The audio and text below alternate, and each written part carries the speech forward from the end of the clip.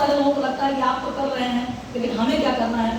बहुत सारे लोग यही नहीं प्रूव कर पाते कि हमें करना क्या है। आपको इस सिस्टम के बारे में बताना है कि जो काम हम कर रहे हैं वो ज़्यादा कुछ नहीं करना है, यही काम सर आपको करना है। उत्पादों के बारे में लोगों को बताना है और अभियान को प्रस्तुत करना है। अभी हम सर गाजियाबाद में थे तो एक मैडम जी से मिले तो उन्होंने कहा कि मैं कोमल जी से मिलवाने के विषय में सोचिए लोगों को, लेकिन जैसे ही मैंने उनसे कहा कि मैं RCM के लिए मिलने आ रहा हूँ और मेरा फोन उठाना शुरू कर दिया तो मुझे लगा कि फिर तो संबंध चले जाएंगे लोगों से, मैं कैसे मिलूँगा। तो हमने कहा कि हमें इस बात को नहीं कहना है। हम भी जब भी जाए तो सीधे आप RCM का नाम मत लीजिए, क्योंकि कंपनी का नाम आप लेंगी तो कंपनी को लेकर के समाज में बहुत सारी भ्रांतियाँ हैं और जब एक बार भ्रांति आती है तो उसको दूर करने में समय लगता है। ये सिस्टम 1995 में भारत में आया, लेकिन सरकार को समझने में 21 साल लग गए। 2016 में सरकार ने इस पर गाइडलाइन बनाया और कानून बनाने में भी उसको 25 साल लग गया।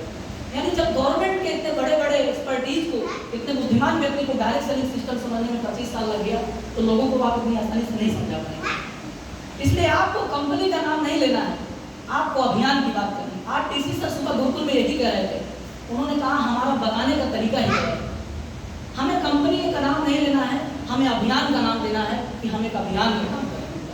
क्योंकि जब आप कोई बड़ी बात कर रहे हैं करेंगे, अभियान की बात करेंगे तो निश्चित वो आपसे जुड़ेंगे। हम रास्ते में आ रहे थे कल गाजियाबाद से, तो एक व्यक्ति हमें मिले।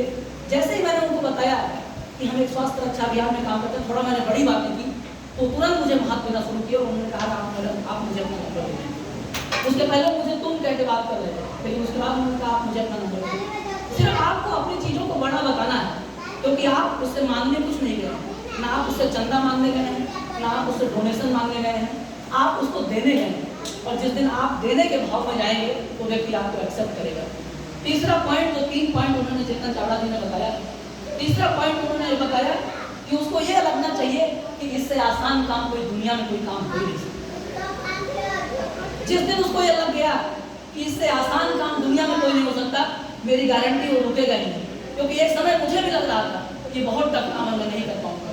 कमलेश सर तो कर लेते हैं क्योंकि इनको लोगों से बात करना आता है, लोगों को कनेक्ट करना आता है, लोगों को अपना बनाना आता है। मुझे तो ये चीज़ें नहीं आती, मैं स्ट्रेट फॉरवर्ड चलता हूँ या साल में जवाब देता हूँ।